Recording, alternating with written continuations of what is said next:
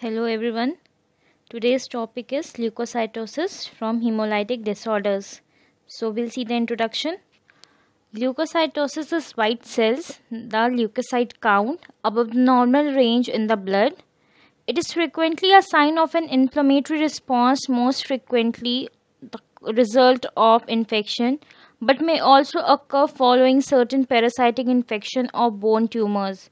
It may also occur after strenuous exercise, convulsions such as epilepsy, emotional stress, pregnancy and labor, and anesthesia. So in leukocytosis, there is increase in leukocyte count that causes leukocytosis. We'll see the definition. It refers to a condition characterized by an increase in total number of leukocytes in the blood more than 11,000 cubic millimeter. So when there is increase in normal leukocyte count, so there is a condition called leukocytosis. We'll see the types. So there are mainly 5 types.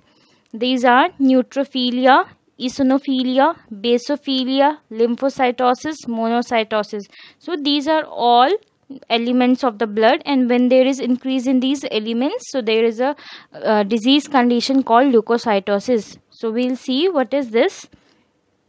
So in neutrophilic leukocytosis, there will be it will be caused due to acute bacterial infections, inflammations, tissue necrosis, myocardial infarction and burns. So neutrophilic leukocytosis, that is neutrophilia, is caused due to these all factors are leading to neutrophilia. Then we will see the eosinophilia or eosinophilic leukocytosis. So it is caused by allergic disorders, asthma, hay fever, drug allergies, allergic skin diseases, parasitic infections, systemic autoimmune diseases. So these are the factors that leads to eosinophilia. Then the next type is basophilic leukocytosis or basophilia. So it is caused by myeloproliferative disease. That is, example is chronic myelogenous leukemia. So this is the cause of basophilia. Then the next is, we'll go for the next, that is lymphocytosis. It is caused due to the chronic infections, tuberculosis, brucellosis, viral infections, hepatitis, cytomegalovirus infections, pertussis. So these are the symptoms that leads to lymphocytosis. Then we'll go to the symptoms. What are the symptoms that lead to the condition? So these symptoms are fever, bleeding or bruising, feel weak, tired or sick, feeling dizzy, faint or sweaty, pain or tingling in your arms, legs or abdomen, trouble breathing, thinking or seeing, losing weight without trying, or a poor appetite. So these are the symptoms when the person gets affected with the disease. Then we'll go for the diagnosis. In diagnosis, first and foremost is history collection, then physical examination. In physical examination, we'll try to notice the signs and symptoms in the patient.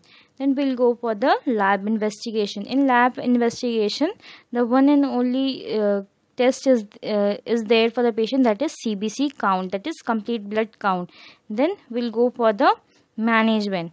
In management, we'll try to do the blood transfusion to the patient to remove to help the patient to recover from the disease. Then prophylactic preventive treatment with infused clotting factor. So other prophylactic treatment will be given to the patients to overcome the symptoms of the conditions.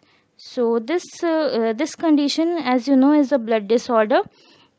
So it is mainly caused due to the infections, and all the blood elements are getting increase in the body. So to help the patient to overcome the disease, we try to help the patient with the treatment of the blood products that helps the person to deal with the disease condition.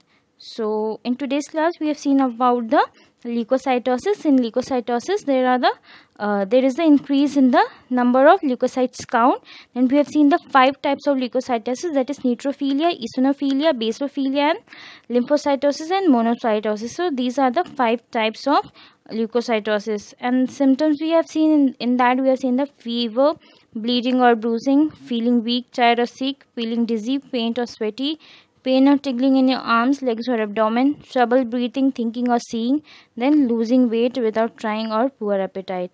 Then you have seen the diagnosis. In that, the main diagnosis is CBC, in which you can know the components of the blood, water increase and water decrease. In management, you have seen the blood transfusion. So that's all for the today's class. Thank you to all the students.